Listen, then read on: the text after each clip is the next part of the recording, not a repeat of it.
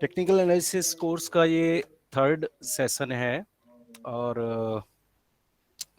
Last session अगर जो join कर चुके हैं वो अगर उनका कुछ स्किप हो गया है रह गया है तो वो जाकर लाइव यूट्यूब पर हमारा यूट्यूब चैनल पर अब जाकर भी देख सकते हैं जो प्रीवियस सेशन ज्वाइन नहीं कर पाए हैं। अभी ये थर्ड सेशन है, ये यहाँ पर मैं स्टार्ट कर रहा हूँ टेक्निकल पैटर्न से। लास्ट सेशन में भी इस पर कुछ डिस्कशन हुआ था। तो देखिए ये ट्रेनिंग टेक्निकल पर ही है टोटली। तो टेक्निकल एनालिसिस आजकल इस पर जो डिसीजन हो रहे हैं, मीन्स जो शॉर्ट टर्म ट्रेडिंग कर रहे हैं या कुछ 10-15 दिन के लिए ट्रेड कर रहे हैं तो उनके लिए बहुत ही इम्पोर्टेंट है ये। और इसके बिहाफ पर वो अपने डिसीजन ले सकते हैं। तो टेक्निकल एनालिसिस में छोटा सा इंट्रोडक्शन दे देता हूँ जो नए हैं उनके लिए, कि टेक्निकल एनालिसिस टोटली प्राइस और वॉल्यूम पर चलता है। इसमें अपने को जो भी इंडिकेटर बनते हैं, पैटर्न्स बनते हैं, वो प्राइस को लेकर बनते हैं। तो यहाँ पर अभी स्टार्ट कर रहे हैं हम टेक्निकल पैटर्न्स। तो सबसे पहले सपोर्ट एंड रेजिस्टेंस लाइन, जो बहुत ही सिंपल है पर बहुत ही इम्पॉर्टेंट है। सपोर्ट एंड रेजिस्टेंस हम सुनते भी हैं, कई बार एनालिस्ट भी बताते हैं कि ये सपोर्ट जोन है या ये रेजिस्टेंस जोन है, पर होता एक्चुअली क्या है जहाँ से प्राइस का इम्पोर्टेंट मूवमेंट होता है। जैसे सपोज प्राइस अगर किसी एक लेवल पर है या एक प्राइस पर बार बार वापस होते हैं नीचे से, अगर सपोज कोई स्टॉक है जैसे 300 का है और वो 295 के आसपास से 2-3 बार वापस होता है, वहां पर एक हॉरिजेंटल लाइन डालेंगे तो वो एक सपोर्ट जोन बन जाएगा। तो वहां से प्राइस बार बार रिवाइव हो रहे हैं, तो ये ऐसा नहीं है कि कोई मतलब सॉफ्टवेयर बना रहा है, वो तो वहां पर ट्रेड होते हैं।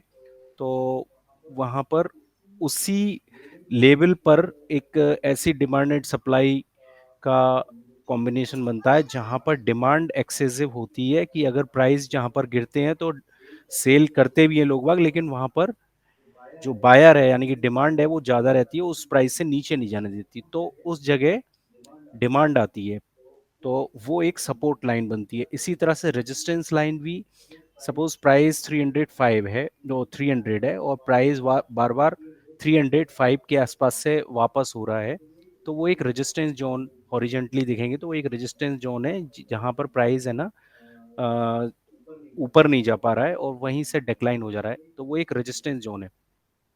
तो उसको ये है, उस पर हम ये देखते हैं कि जो बायर है प्राइस को ऊपर तो ले जा रहे हैं बाय करके, लेकिन सप्लाई 305 के पास ज्यादा है, जिसके कारण वो लेवल सरपास नहीं हो पाता, जो और वो रेजिस्टेंस हॉरिजेंटल लाइन बन जाती है और वहां से प्राइस डिक्लाइन हो जाते हैं। तो सप्लाई जोन जहां पर होगा वो रेजिस्टेंस का काम करेगा, और जहां पर बाइंग जोन होगा वो डिमांड का काम करेगा।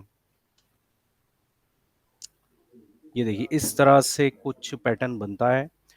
ये आप देख रहे हैं रेड लाइन एक प्राइस है और सपोज राइज कर रहे हैं प्राइस, लेकिन आप देख रहे हैं कि ब्लू लाइंस को ऊपर 2-3 बार वो रेजिस्टेंस फेस करके और ग्रीन लाइन से 2-3 बार वो सपोर्ट लेके बढ़ रहा है। और एक टाइम ऐसा आता है कि जहां पर प्राइस पर बायर ज्यादा होते हैं और वो एक रेजिस्टेंस को क्रॉस करके नेक्स्ट रेजिस्टेंस के लिए जाता है, और लेकिन जो प्रीवियस जो रेजिस्टेंस बना हुआ था वो एक सपोर्ट का काम करता है। तो आप देख सकते हैं यहाँ पर सेम पैटर्न बना हुआ है, रेजिस्टेंस क्रॉस किया उसके बाद डिक्लाइन हुआ, लेकिन प्रीवियस जो रेजिस्टेंस था वो एक सपोर्ट का काम कर रहा है। उसके बाद फिर रैली बनी और प्राइस फिर एक नए रेजिस्टेंस पे गया। तो हम देखेंगे यहाँ पर कि हायर हाई हायर लो बन रहा है, जो कि हम प्रीवियस वीडियो में भी डिस्कस कर चुके हैं। तो एक ट्रेंड शो कर रहा है। तो इस तरह से प्राइस मूवमेंट होते हैं। अगर आप देखेंगे डेली चार्ट पर या 5 मिनट चार्ट पर भी देखेंगे, किसी भी चार्ट पर देखेंगे, तो आपको ये सारी चीजें देखने को मिल जाएंगी।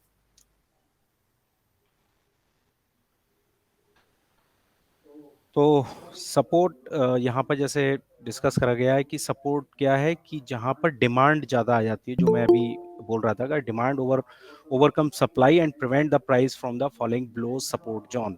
तो अगर वो वहाँ पर जैसे भी प्राइस डिक्लाइन हो रहे हैं, लेकिन वहाँ पर बायर का सपोर्ट मिलता है, और जो भी सेल कर रहे हैं वहाँ पर ट्रेडर, वहाँ पर बायर ज़्यादा पावरफुल है और उसको प्राइस ऊपर ले जाता है। तो सेम थिंग रेजिस्टेंस पर है कि जहां पर सप्लाई ज्यादा है वहां पर बायर को बढ़ने नहीं दे रहे हैं प्राइस को, और वहां पर बार बार सेलर हावी हो रहा है और प्राइस को डिक्लाइन कर रहा है। तो इस तरह से ये सपोर्ट एंड रेजिस्टेंस बनते हैं। ये आप देख सकते हैं इस तरह से। ये देखेंगे आप, ये सिंपल चार्ट है, लाइन चार्ट, कैंडलस्टिक चार्ट नहीं है। यहाँ पर दिख रहा है कि सपोर्ट जोन कहाँ कहाँ पर है और रेजिस्टेंस जोन भी। ठीक है ना, इस तरह से भी देख सकते हैं कि सपोर्ट जब ऐसा नहीं है कि सपोर्ट है तो वो टूटेगा नहीं। एक बार एक टाइम ऐसा आएगा कि जहां पर प्राइस में सप्लायर ज्यादा होगा, यानी कि सेलर ज्यादा होगा, तो वो प्राइस को उस सपोर्ट से नीचे ले जाएगा। लेकिन उसके बाद जब वो सपोर्ट ब्रेक डाउन हो जाएगा, उसके बाद वो अब रेजिस्टेंस का काम करेगा, जैसे इस पिक्चर में आप दिख रहे हैं ना। तो पीक एंड ट्रफ बन रहा है, तो जो जो ये भी शो कर रहा है कि लोअर लो और हायर लो बनेंगे। तो इससे ये भी दिख रहा है कि प्राइस में डिक्लाइन और प्राइस का ट्रेंड डाउन साइड है। ठीक है ना, ये इस तरह से हम इस पे ट्रेड भी ले सकते हैं। सपोर्ट कोई ब्रीच होता है तो उसके पुल बैक पर कोई ट्रेड लें और उसके ऊपर स्टॉप लॉस लेके आप एंट्री ले सकते हैं। ये एक और पैटर्न है, हेड एंड शोल्डर। ये पैटर्न है, आप देख सकते हैं कि इसमें जब आप चार्ट देखेंगे तो इस तरह का कुछ शेप बनेगी, जहां पर एक राइट शोल्डर होगा और एक हेड होगा और उसके बाद लेफ्ट शोल्डर होगा। तो शोल्डर हमेशा जो हेड है उससे नीचे रहेंगे, ये तो सिंपल सा मालूम है। लेकिन यहाँ पर हम देखेंगे कि एक नेकलाइन बनेगी, जो कि है दो शोल्डर का एक सपोर्ट जोन होगा, जैसे कि यहाँ पर दिख रहा है। तो हॉरिजेंटल लाइन है, उस प्राइस से डिक्लाइन होने के बाद हमको डिसीजन लेना है।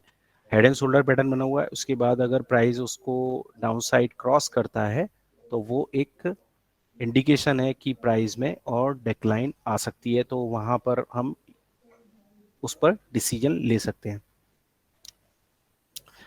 यहाँ पर कुछ इंपॉर्टेंट चीजें हैं, जैसे कि प्रियर ट्रेंड आपका क्या हो। अगर अपसाइड में है तो हेड एंड शोल्डर ऊपर बनेगा, यानी कि प्राइस ऊपर जा रहे हैं, जैसे कि यहाँ पर दिखाया गया है प्राइस ऊपर जा रहे हैं। उसके बाद एक टॉप पर जाकर वो हेड एंड शोल्डर पैटर्न बनेगा, और वहां पर फिर डिक्लाइन होते हैं और प्राइस, और एक हॉरिजॉन्टल लाइन को क्रॉस करते हैं जो कि नेक लाइन है, तो वो एक इंडिकेशन है। ठीक है, और उसमें ये कुछ इम्पोर्टेंट चीज़ें हैं, लेकिन आप जल्दी से समझ लीजिए। जैसे कि वॉल्यूम सबसे ज़्यादा इम्पोर्टेंट है, नेकलाइन जो ब्रेक है वो ब्रेक डाउन होनी चाहिए, और वॉल्यूम सबसे ज़्यादा शुरू जब पैटर्न क्रिएट होता है तो वहां पर तो वॉल्यूम धीरे धीरे डिक्लाइन होता जाता है, लेकिन जैसे ही ब्रेक डाउन होता है तो उसके अंदर वॉल्यूम बहुत हाई हो जाता है, जिसका इंडिकेशन है कि हाँ पैटर्न अब कंप्लीट हो चुका है, उसके बाद आप डिसीजन लें। तो ये आप देख रहे हैं कि जब प्राइस में डिक्लाइन होती है तो ये हेड एंड शोल्डर पीक पर बनता है, और प्राइस जब लोअर लेवल से रिवाइव होते हैं तो ये down side inverted hand and shoulder बनता है। इन्वर्टेड मीन्स कि हेड वो फिर होगा, वो नीचे होगा और शोल्डर ऊपर होंगे। लेकिन अगर पीक पे बना है तो हेड टॉप पर होगा। तो आप ये देख सकते हैं दोनों ही है, इन्वर्टेड हेड एंड शोल्डर है।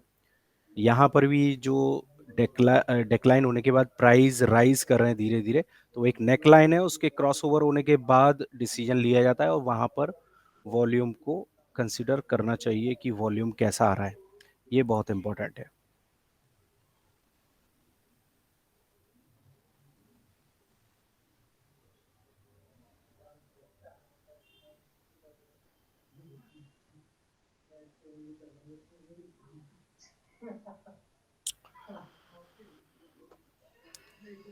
तो ये भी एक यहाँ पर दिया हुआ है, आप देख सकते हैं चार्ट में, लेकिन मैं वॉल्यूम को यहाँ पर दिखा रहा हूँ कि राइजिंग वॉल्यूम, वॉल्यूम राइज करता है शुरू शुरू में, उसके बाद जब पैटर्न क्रिएट हो रहा होता है तो आप देख सकते हैं कि फॉल हो रहा है, और उसके बाद जब ब्रेकडाउन लेता है तो राइजिंग वॉल्यूम होता है, जो कि एक इंडिकेशन है कि प्राइस में।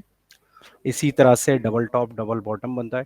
डबल टॉप में भी प्राइस एक रेजिस्टेंस फेस करता है, और वो हो सकता है 10-5 दिन के बाद एक फिर उसी टॉप पर आए जो प्रीवियस टॉप बनाए, और वहां से प्राइस डिक्लाइन हो, तो वो एक डबल टॉप का पैटर्न बनेगा, और वो होता है प्राइस में डिक्लाइन आ सकती है। तो इसमें भी एक नेकलाइन बनेगी और वो क्रॉस करेगा डाउन साइड, तो इंडिकेशन है कि मार्केट में सेल करके काम करें, और प्राइस में और डिक्लाइन आ सकती है। इसी तरह से डबल बॉटम होता है, ये बहुत बनते हैं, अगर आप गौर से देखेंगे तो मिल जाएंगे आपको देखने के लिए। तो डबल बॉटम भी ऐसा ही है कि एक पर्टिकुलर प्राइस से 2 बार सपोर्ट लेके जा रहा है मार्केट, तो वो एक डबल बॉटम का काम करता है, और नेकलाइन क्रॉस ओवर होने के बाद उसमें बाइंग इनिशिएट होती है। Hello Anuvesh sir. हाँ। ये कहता है इसमें जैसे कि आपने बताया डबल टॉप वाला, इसके अंदर जैसे मैं फिलहाल 2-3 दिन से एनजी वॉच कर रहा था। 744 हाई के बाद वो नीचे आई 640 और दोबारा 708 हो गई, तो ये डबल टैप वाला ही काम कर रहा है ना ये? नहीं देखो, 740 और 708 काफी डिफरेंस हो गया। मतलब ऐसा हो सकता है कि जैसे 740 पे पहुंचे प्राइस है ना, और दूसरे दिन प्राइस है ना 738 से वापस हो गए या 739 से वापस हो गए, और हो सकता है 700 एग्जैक्टली 740, तब कंसीडर करेंगे। अब कहाँ 740 और कहाँ 708, ये काफी डिफरेंस है। तो इतना तो डिफरेंस नहीं होगा, हाँ एक कुछ टिक का हो सकता है, कुछ पॉइंट का भी हो सकता है। नहीं, नीचे से तो ये ऊपर आ गया ना। हाँ तो अब ये टॉप एज तब ये दोबारा डिक्लाइन दोबारा नीचे का दे सकता है? हाँ, दे सकता, मतलब वो तो एक अलग बात हो गई कि एनजी में पहले तो ये देखना है कि उसमें प्राइस जो है वो उसके आसपास ही हो। जैसे कि कल सपोज प्राइस, परसों सपोज प्राइस थे 740, और आज प्राइस बढ़ते बढ़ते 738 तक पहुंच गए, और फिर अगर कोई डेक्लाइन आ रही है तो वो एक डबल टॉप का काम करेगी। ठीक है ना। इसी तरह से डबल बॉटम, डबल बॉटम क्या है, इनवर्ट। क्लियर हो गया जी? क्लियर हो गया। इसी तरह से डबल बॉटम है, मींस कि अगर प्राइस सपोज 640 आया एक बार, एनजी का ही प्राइस, और फिर 642 से वापस हो रहा है, या फिर 639 से वापस हो रहा है, तो वो एक डबल बॉटम का काम करेगा, जिसका इंडिकेशन है कि प्राइस अपसाइड जा सकता है। ठीक है, ये इस तरह से पैटर्न बनेगा।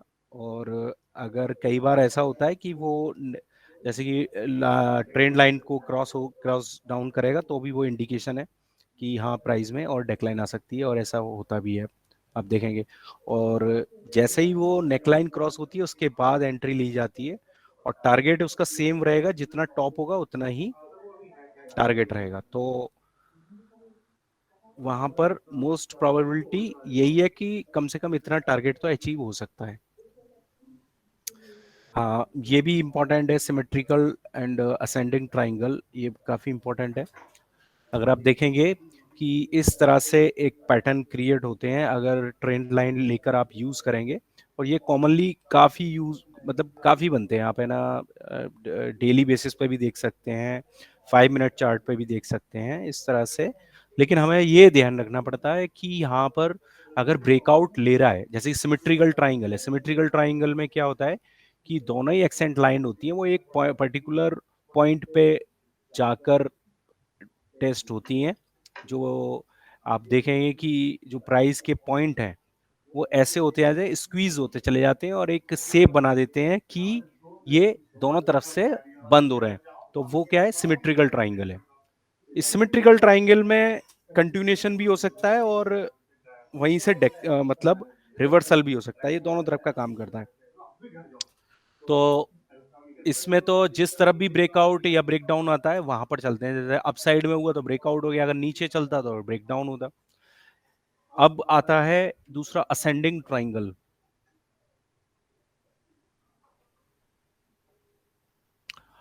हाँ, असेंडिंग ट्राइंगल एक कंटिन्यूएशन पैटर्न है, प्राइस क्या होता है कि लोअर हाई बनाते चले जाते हैं लेकिन हायर हाई नहीं बनाते हैं, और वो क्या होता है एक रेजिस्टेंस लाइन पे जाके रुकते हैं। अब क्या होता है जैसे सपोज प्राइस बढ़ रहे हैं, पहले गया प्राइस 102, ठीक है, और फिर डेक्लाइन होकर आ गया 99, फिर दोबारा बढ़ा, फिर गया करीब 101 और फिर डेक्लाइन होकर 99 रुपए आ गया, फिर गया 102 और फिर 99.50 हो गया। तो हमने ये देखा कि प्राइस जो है लोअर जो है वो हाई होते चले जा रहे हैं, उसके पहले 98 था, फिर 99 हुआ, फिर 99.50 हुआ, लेकिन अपर साइड में वो 102 का लेवल क्रॉस नहीं कर पा रहा है, तो वो एक हॉरिजॉन्टल लाइन क्रिएट हो गई। तो जब तक उस हॉरिजॉन्टल लाइन को ब्रेकआउट नहीं लेगा, जब तक उसका कंटिन्यूएशन नहीं बनेगा। तो यहां पर वही हो रहा है कि असेंडिंग ट्राइंगल जो बना हुआ है उसमें जो हॉरिजॉन्टल लाइन बनी हुई है, जब तक उससे क्रॉस नहीं कर रहा, तेजी का डिसीजन नहीं ले सकते। इसी तरह से डिसेंडिंग ट्राइंगल में जो हायर लो बनते चले जाएंगे, लेकिन एक पॉइंट पे आकर प्राइस रुक ही जाएंगे और वहां से क्रॉस नहीं करेंगे, और एक टाइम ऐसा आएगा कि वो एकदम डेक्लाइन होंगे वॉल्यूम के साथ, तो वो आगे कंटिन्यूएशन करेंगे, मतलब सेलिंग साइड में फिर और जा सकते हैं। ये है इसमें, इसमें कोई क्वेरी हो?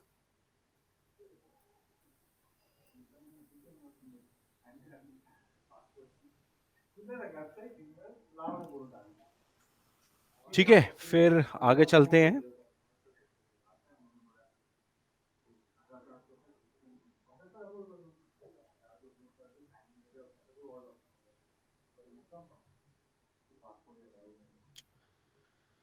ये कुछ पैटर्न है, सेम है वैसे ही डिसीजन लेने। अब आते हैं rounded top and rounded bottom.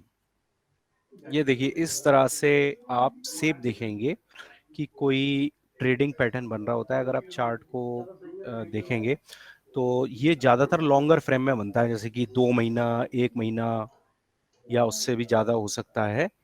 लेकिन ये पैटर्न जब बनता है जब कोई स्टॉक, जैसे लॉन्ग टर्म स्टॉक होता है, वो एक कंसोलिडेशन पीरियड में चला जाता है। इसका मतलब ये है कि उसने, हो सकता है वो साल 6 महीने तक भी इस तरह से ट्रेड करे कि उसका प्राइस का जो शेप है वो एक गोलाकार दिखे नीचे से, मतलब राउंडिंग दिखे, ऐसा कंसोलिडेशन होगा। तो जैसे ही उस कंसोलिडेशन के बाद अपर लेवल पर आएगा तो वो एक रेजिस्टेंस लाइन दिखेगी आपको, जैसे कि कोई भी, अगर आप हेड एंड शोल्डर देख रहे हो या कोई भी डबल टॉप डबल बॉटम देख रहे हो, तो वहां पर एक हॉरिजॉन्टल लाइन दिखेगी। तो ऐसा ही इसमें भी हॉरिजॉन्टल लाइन दिखेगी। और हॉरिजॉन्टल लाइन का मतलब ये नहीं कि सॉफ्टवेयर में कोई क्रिएट हो रही है, हॉरिजॉन्टल लाइन ये है कि वहां पर प्राइस वहां से वापस होंगे वापस। तो जैसे ही उस प्राइस से क्रॉस ओवर करेगा अप साइड में, जिसे हम ब्रेकआउट बोलते हैं, आपने सुनते होंगे ना, टीवी पे भी कई बार आता है कि ब्रेकआउट हुआ है, इसमें इस पैटर्न का ब्रेकआउट हुआ। तो जैसे ही ब्रेकआउट होगा तो उसमें एक तेजी का मूवमेंट देखने को मिलेगा, और उसके बाद कुछ ही समय में एक अच्छे टारगेट हो सकते हैं। टारगेट कितना होगा? जितना वो डेप्थ होगी उस राउंडिंग बॉटम की। इसी तरह से राउंडिंग टॉप बनता है। जितनी डेप्थ राउंडिंग टॉप में अपसाइड में अगर बनी रही है, तो वो फिर नीचे के लिए, डेक्लाइन के लिए उतना ही टारगेट देगी। ठीक है, ये कोई मैं बोले कि सॉफ्टवेयर का नहीं है, ये ट्रेडिंग पैटर्न ही ऐसे होते हैं। अब ये साइकोलॉजिकल पैटर्न होते हैं, इस पे किसी का जोर नहीं है। तो कई बार फेल भी होते हैं, मतलब ब्रेकआउट लिया लेकिन सक्सेस नहीं हुआ। लेकिन इसमें ये प्रोबेबिलिटी बन जाती है, अगर वो ब्रेकआउट सक्सेस होता है तो जहां पर आपका स्टॉप लॉस 2 रुपए का बनना है और टारगेट 8 रुपए का भी ले सकते हैं, मतलब 1:4 का भी रेसो, रिस्क रिवार्ड रेसो रह सकता है। जैसे 1 रुपीज की रिस्क है तो 4 रुपए के टारगेट, ऐसा भी हो सकता है। तो अगर एक आध बार फेल भी होता है तो आपकी प्रोबेबिलिटी को इतना नुकसान नहीं है, मीन्स आपको ज्यादा लॉस नहीं है। अगर 4 बार में एक बार सक्सेस भी हो गया तब भी आपको लॉस नहीं है, क्योंकि टारगेट ही इतने लंबे होते हैं। इसी तरह से कप एंड हैंडल है, ये आप देख सकते हैं, कप एंड हैंडल बना हुआ है। तो आप देख सकते हैं राउंडिंग बॉटम बनकर कई बार क्या होता है कि उस प्राइस से डिक्लाइन हो जाता है, मतलब यहाँ आप देख रहे हैं आप राउंडिंग बॉटम बना हुआ है, लेकिन प्राइस क्या है हॉरिजॉन्टल लाइन को क्रॉस नहीं कर पाती, तो उसके बाद क्या होगा, एक शेप बनेगी जो एक हैंडल को शो करेगी, और जैसे ही उस हैंडल के जो हॉरिजॉन्टल देख रहे हैं आप लाइनें बनी हुई हैं, एक कप का हैंडल का शेप बन रहा है, तो जैसे ही उससे ब्रेकआउट लेगी तो उसमें इंडिकेशन ये है कि अब बाइंग आ गई है इसमें और मार्केट में तेजी देख सकते हैं। जब इसमें काफी प्रैक्टिस हो जाती है तो बहुत ही माइन्यूटली देखते हैं लोग जो इसको करते हैं, और उसका नतीजा ये होता है कि वो तुरंत एक्शन ले लेते हैं क्योंकि उनका बिलीव बन जाता है उस पर, तो उसके बाद है ना उनको अच्छे टारगेट देखने को मिल सकते हैं। अब आते हैं मेजर इंडिकेटर। मेजर इंडिकेटर में जैसे कि MACD RSI में ज़्यादा इंडिकेटर नहीं ले रहे हैं, यहाँ पर बॉलिंगर बैंड ये सब लेंगे। इंडिकेटर एक्चुअली होता क्या है, इंडिकेटर प्राइस से ही बनता है। देखो प्राइस के ही डेरिवेटिव हैं सभी चीजें, है ना, प्राइस से आगे कोई चीज नहीं है। टेक्निकल एनालिसिस में तो कम से कम ये बात है कि प्राइस से ऊपर वो किसी भी चीज को, चाहे फंडामेंटल कुछ भी कह रहा हो, लेकिन टेक्निकल जो देखते हैं वो प्राइस को ही फर्स्ट मानते हैं, उससे ऊपर कोई चीज नहीं है। अगर फंडामेंटल रिपोर्ट काफी अच्छी आ रही है, कुछ भी आ रहा हो, अगर प्राइस उस रिपोर्ट को साथ नहीं दे रहे हैं तो टेक्निकल एनालिसिस वाला उसको उस पर उस रिपोर्ट का मतलब काम नहीं करेगा, मींस उसके लिए वो रिपोर्ट बेकार है। ठीक है, कई बार रिपोर्ट्स अच्छी आती हैं लेकिन प्राइस डिक्लाइन हो जाते हैं, तो फंडामेंटल सोच के लेंगे तो फिर उसमें अपन काम नहीं कर सकते। लेकिन टेक्निकल इस बात को पहले इंडिकेशन दे देता है कि हाँ अब यार प्राइस में ये फॉल्स न्यू मतलब इसमें हो रहा है, प्राइस तेजी की बजाय गिर सकते हैं, तो ये इंडिकेशन आपको टेक्निकल में देखने को मिल जाएगा।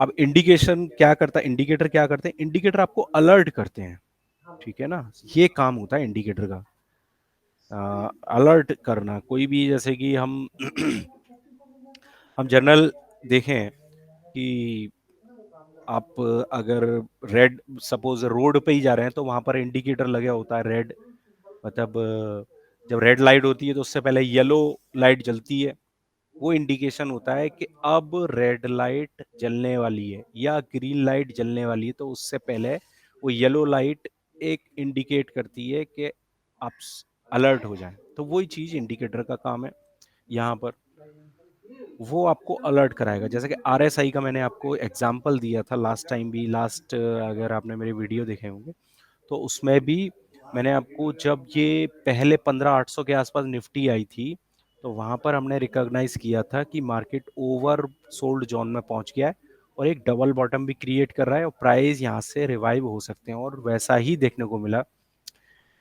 मतलब आप ये सोचिए कि RSI ने पहले इंडिकेशन दे दिया कि ओवर बॉटम ओवर सोल्ड में पहुंच गया, मतलब बहुत ज्यादा बिकवाली आ चुकी है, जब 15,800 अभी कुछ दिन पहले आया था, तो वहां पर अर्ली इंडिकेशन हमें मिल गया कि अब यहाँ से प्राइस रिवाइवल आ सकता है। उसके बाद आया धीरे धीरे धीरे प्राइस हमको कहाँ तक देखने को मिले, आपने देखा ही 16,700 तक हमने देखे आए, यानी कि आप यूँ समझिए मोटा मोटी 700 पॉइंट की एक रैली देखी। उससे पहले भी कई चीजें आई हैं जो मैं वीडियो में शेयर करता हूँ, तो आप देखेंगे कि वहां से अच्छी अच्छी रैली भी मिली है। तो इसीलिए इंडिकेटर क्या है, पहले ही अलर्ट कर देता है आपको, तो कि अगर आप उसको अच्छी तरह देख रहे हैं तो आप है ना उस पर सावधान हो जाएं पहले से ही। अब जैसे कि किसी भी प्राइस में डेक्लाइन आ रही है, जैसे कि टाटा स्टील में ही आई अभी रिसेंटली, तो वहां पर है ना आप देखेंगे कि इंडिकेशन पहले ही मिल गया कि अब प्राइस में कुछ मतलब शॉर्ट कवरिंग आ सकती है। और रिसेंटली अभी जैसे कि इसमें भी हुआ है, IT सेक्टर में भी हुआ है, IT इंडेक्स में भी वहीं से प्राइस में जैसे ओवरसोल्ड था तो वो प्राइस में आपने उसमें रिवाइवल देखा। मैंने एक मैसेज डाला भी था उसके अंदर, अगर आपको ध्यान हो, कि प्राइस जो है अरे इसके IT सेक्टर के ओवर सोल्ड जोन में है, कभी भी प्राइस रिवर्ट हो सकते हैं। उसके दूसरे दिन से ही प्राइस में रिकवरी देखने को मिली थी। तो इसका इम्पोर्टेंस ये है इंडिकेटर का। अब हम इंडिकेटर लेते हैं आगे। हाँ, leading indicator and lagging indicator, ये दो आप इसमें डिफरेंस समझ लीजिए। लीडिंग इंडिकेटर मीन्स ये है कि प्राइस से पहले वो आपको इंडिकेट कर दे तो वो लीडिंग है। हालांकि वो प्राइस से लीडिंग नहीं हो सकता, पर वो एक इंडिकेशन है कि ऐसा हो सकता है, तो वो leading indicator. Lagging indicator trend को फॉलो करता है, जो मूविंग एवरेज वगैरह करते हैं। जैसे कि प्राइस जैसे जैसे बढ़ेगा वो इंडिकेटर भी उसको सपोर्ट करेगा। लैगिंग इंडिकेटर इसीलिए उसको बोलेंगे कि प्राइस पहले ऊपर जाता है फिर वो इंडिकेटर चलता है। लेकिन वो हम क्यों देखें जब प्राइस ही हमें बता रहा है ऊपर जा रहा है? वो इसलिए कि वो प्राइस की स्ट्रेंथनिंग बता रहा है। प्राइस तो ऊपर नीचे होते रहते हैं, लेकिन कितना स्ट्रेंथनिंग है तो वो लैगिंग इंडिकेटर आपको बताता है। जैसे कि सपोज हम देखते हैं ज्यादातर न्यूज में कि भाई 50 डे मूविंग एवरेज से ऊपर चल रहे हैं प्राइस। प्राइस तो चल रहे हैं, लेकिन अब 50 डेज से ऊपर चल रहे हैं या 100 डेज से ऊपर चल रहे हैं, तो वो ये सिग्नल होता है कि हाँ स्ट्रेंथनिंग है। या 21 डेज है, शॉर्ट टर्म में देख रहे हैं 21 डेज है, तो प्राइस स्ट्रेंथनिंग है। ये डिफरेंस है इसमें, है ना। अगर कोई क्वेरी हो तो आप पूछ सकते हैं बीच में ना।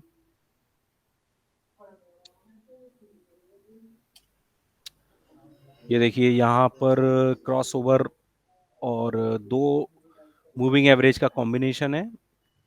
इसमें क्रॉस ओवर देख सकते हैं कि स्लो वाले को फास्ट वाले ने ऊपर की साइड क्रॉस किया है, तो बाई इंडिकेशन है। इसी तरह से स्लो वाले को फास्ट वाला नीचे की ओर क्रॉस कर रहा है, तो वो सेल इंडिकेशन है। ठीक है, तो ये इंडिकेशन है, आप देख सकते हैं यहाँ पर। और जैसे ही क्रॉस क्रॉस ओवर किया है अप साइड, तो वो बाय का इंडिकेशन है। क्रॉस ओवर डाउन साइड किया है तो वो सेल का इंडिकेशन है। इससे हम ट्रेंड भी देखेंगे कि अगर मूविंग एवरेज का बार बार सपोर्ट लेके जा रहे हैं प्राइस, तो वो एक इंडिकेशन है कि ट्रेंडिंग है मार्केट, मतलब मार्केट का ट्रेंड अप है। आप देख सकते हैं यहाँ पर ये हो रहा है इसमें। RSI indication relative strength indication, ये बहुत इंपॉर्टेंट इंडिकेटर है। ये ज़्यादातर टेक्निकल एनालिस्ट यूज़ करते हैं, और मतलब यहीं पर नहीं, वर्ल्ड लेवल पर इसका काफ़ी इंपॉर्टेंट है। बहुत से लोग इसी पर ही डिसीजन लेते हैं, वो प्राइस पर डिसीजन नहीं लेते, वो केवल इसी को देखकर ही डिसीजन लेते हैं। पर मैंने एक बात बता रहा हूँ कि जो भी चीज़ है ये टेक्निकल एनालिसिस, ये एक आर्ट है ना। ये सब जानते हैं, आरएसआई कोई भी पढ़ सकता है, आरएसआई बुक्स है, आपको कॉमनली मिल जाएगा मेरे यूट्यूब पर। अब जैसे कि मैं ही आपको बता रहा हूँ, तो ये तो मतलब अवेलेबल तो सब जगह है ना। और सारी चीज़ें आप पढ़ सकते हैं, बुक से पढ़ सकते हैं। लेकिन इसमें परफेक्शन लाना, वो है मैन वर्क। उसमें आपको समय लगेगा, उसके लिए आपको प्रैक्टिस करनी पड़ेगी। ठीक है ना, ऐसा नहीं है एक दो दिन में ही आप डिसीजन बहुत आ गया आपको और आप इस पे, आप इसको बार बार आप इस पे, इसका फेल्यूर और इसका कब है ना रिजेक्शन होता है, ये सब चीजें आप है ना प्रैक्टिस करेंगे तो चीज आएगी। लेकिन ये एक बार पकड़ में आ गई तो आप इसी को फॉलो करेंगे, और फिर आपको मतलब जैसे ऑटोमेशन बोलते हैं ना, मतलब आपको सोचना नहीं है, केवल इसके ब्याह पर ही आप स्टॉप लॉस और अपना डिसीजन लेंगे, किसी से पूछोगे भी नहीं, केवल ये देख के ही आप डिसीजन लोगे। जैसे आरएसआई यहाँ पर देख सकते हैं कि असेंडिंग मोमेंटम चला, यानी कि प्राइस अपसाइड में जा रहे हैं, तो उसके साथ आरएसआई भी उसको साथ चल रहा है अपसाइड में। दैट इज मुझे इसकी प्राइस मोमेंटम अपसाइड है ना। अगर प्राइस डिक्लाइन हो रहे हैं और जो आरएसआई का मोमेंटम भी है साथ में डिक्लाइन हो रहा है, इसका मतलब है कि प्राइस का मोमेंटम डाउन साइड है और स्ट्रेंथनिंग है। तो ये जो मोमेंटम है, और इससे ये साथ ये लगता है कि जो स्ट्रेंथनिंग है वो प्राइस की सही है, जिस ट्रेंड में भी जा रहा है। अगर आरएसआई ऊपर जा रहा है और प्राइस भी ऊपर जा रहे हैं, तो इसका मतलब जो है कि प्राइस में स्ट्रेंथनिंग है।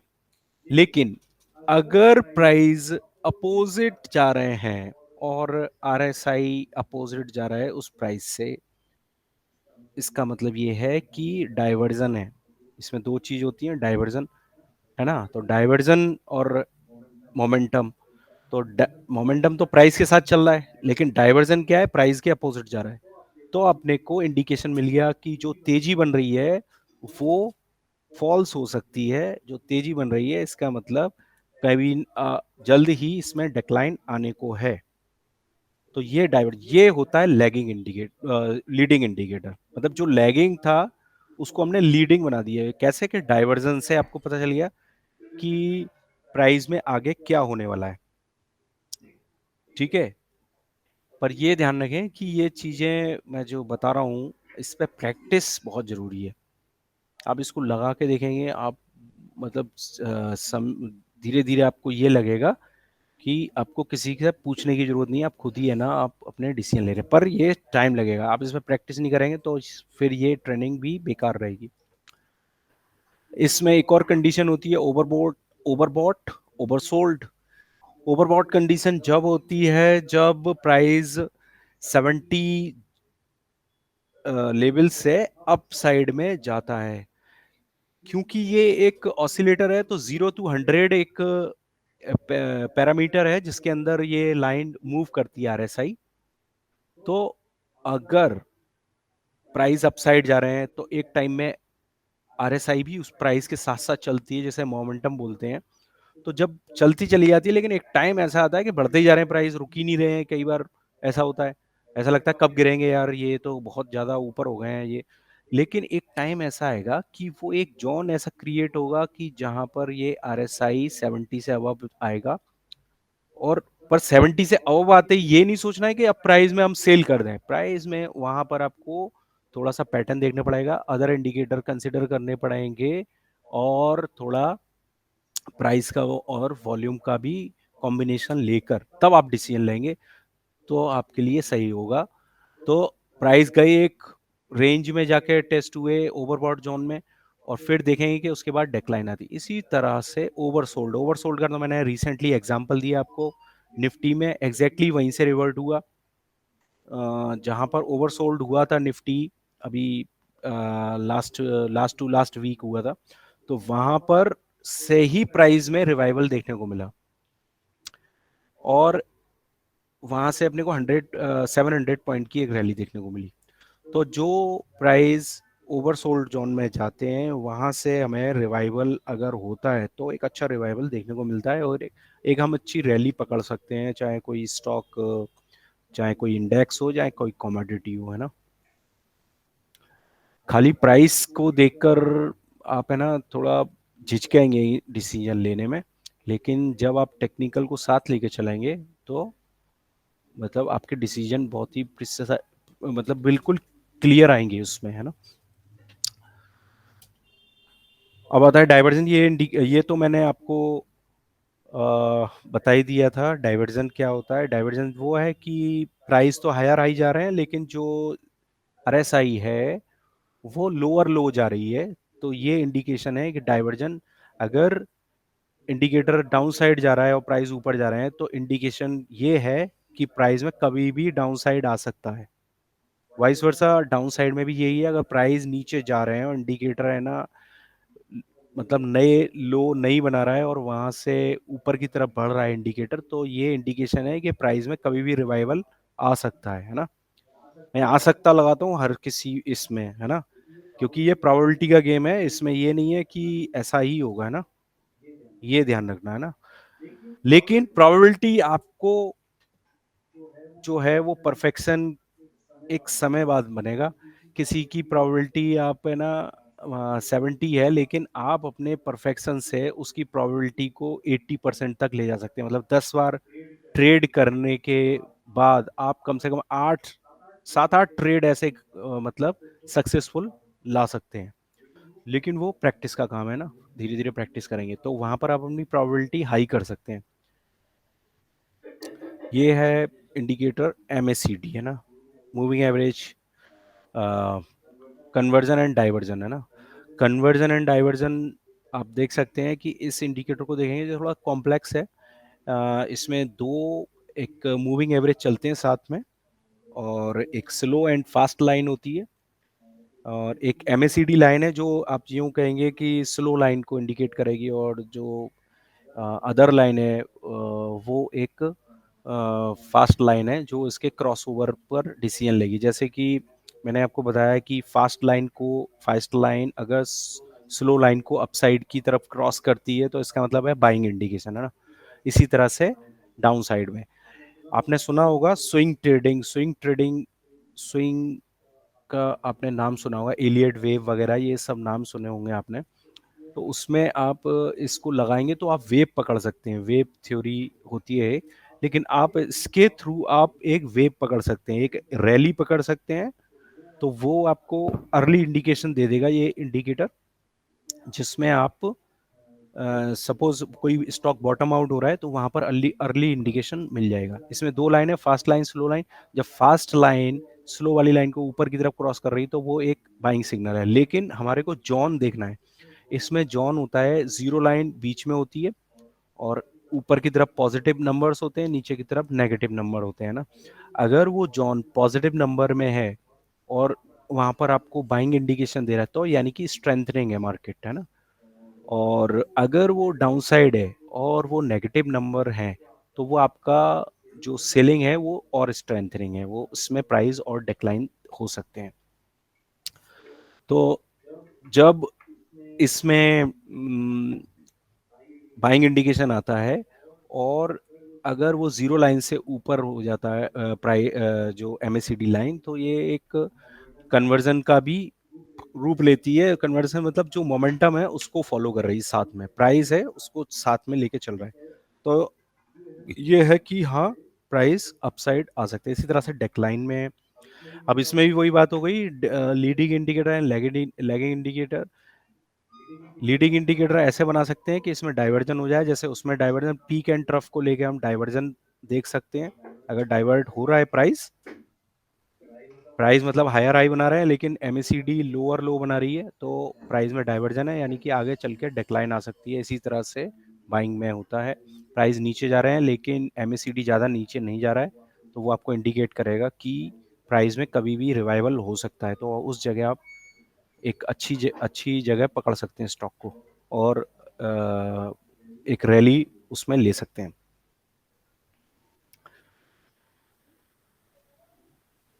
ये इसके फॉर्मूले हैं, मैं इस फॉर्मूले पे तो नहीं जा रहा, लेकिन मैंने आपको जो भी समराइज करके बताया हुआ है वो आप समझ गए होंगे। अगर कुछ भी क्वेरी है तो वो पूछ सकते हैं।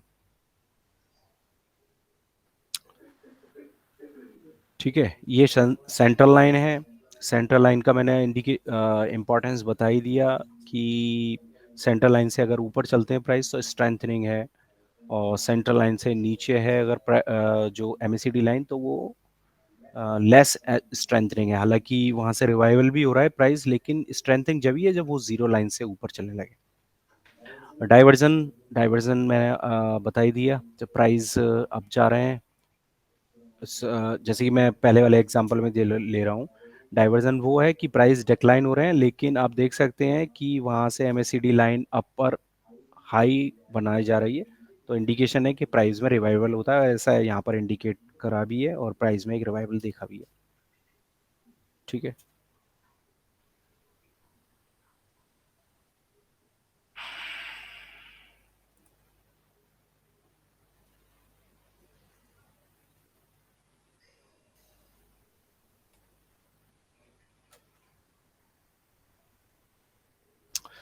इसी तरह से ये बॉलिंगर बैंड है। बॉलिंगर बैंड भी काफी इंपॉर्टेंट है। बॉलिंगर बैंड में तीन बैंड दिखते हैं। इसमें मिडिल बैंड जो होता है वो मूविंग एवरेज होता है। मूविंग एवरेज सिंपल सा है, जो आप अगर 21 डेज का ले रहे हैं तो 21 डेज का जो भी प्राइस है उसको डिवाइड करेंगे 21 से, वो एक पॉइंट बना देगा मूविंग एवरेज का। ऐसा कंटिन्यूएशन रहेगा तो मूविंग एवरेज एक क्रिएट होगा। अब इस मूविंग एवरेज पर डेविएशन लगाते हैं। डेविएशन, स्टैंडर्ड डेविएशन, अगर कॉमर्स के स्टूडेंट है तो याद होगा, साइंस के भी जानते होंगे। स्टैंडर्ड डेविएशन लगता है, स्टेट्स में लगता है, जिसमें टू डेविएशन का एक नंबर पैरामीटर लेते हैं। तो उसके बाद जो अपर बैंड बनता है और एक लोअर बैंड बनता है, तो जो भी प्राइस, जो भी मूविंग एवरेज चल रहा है उसको लेते हुए वो डेविएशन लाइन बनती है दोनों तरफ। तो लोअर बैंड एक ये सिग्नल है कि यहाँ से प्राइस रिवाइवल हो सकते हैं, अगर अपर साइड में बना हुआ तो यहाँ से भी प्राइस में डिक्लाइन आ सकती है। तो ये देख सकते हैं, इसमें इस तरह से डिसीजन ले सकते हैं कि कई बार क्या होता है कि प्राइस एक रेंज में चलता है और एक एक यूं कहेंगे बैंड है ना स्क्वीज हो जाता है, और एक हॉरिजॉन्टल चैनल भी कह सकते हैं इसको। तो पैटर्न भी बन गया, और यहाँ पर जैसे ही उसका ब्रेकआउट लेगा तो ये बैंड भी एक्सटेंड करेगा, बैंड है ना धीरे धीरे मतलब बड़ा होता चला जाएगा, और ये इंडिकेशन है कि प्राइस में ब्रेकआउट आ गया है और प्राइस ऊपर जा सकते हैं। अलोंग विद वॉल्यूम आप देख सकते हैं, वॉल्यूम साथ में अगर बढ़ रहा है तो वो और अच्छा इंडिकेशन है, और वो आपको एक स्टॉक या जो भी रैली चल रही है उसको पकड़ने में हेल्प करेगा। इस तरह से सेकंड में आप देख सकते हैं कि आप एक से ज़्यादा इंडिकेटर लेके भी आप डिसीजन ले सकते हैं, जैसे कि एमएसीडी है तो इसको भी ले सकते हैं। और प्राइस में जब ब्रेकआउट हो रहा है, बॉलिंगर बैंड है ना फैल रहा है, और वहाँ पर एमएसीडी भी सपोर्ट कर रही है, तो वो आपको इंडिकेट कराएगा कि प्राइस बढ़ सकते हैं। ठीक है, यहाँ पर यहाँ पर अगर कोई क्वेश्चन हो तो पूछ सकता है, किसी को कोई क्वेरी है?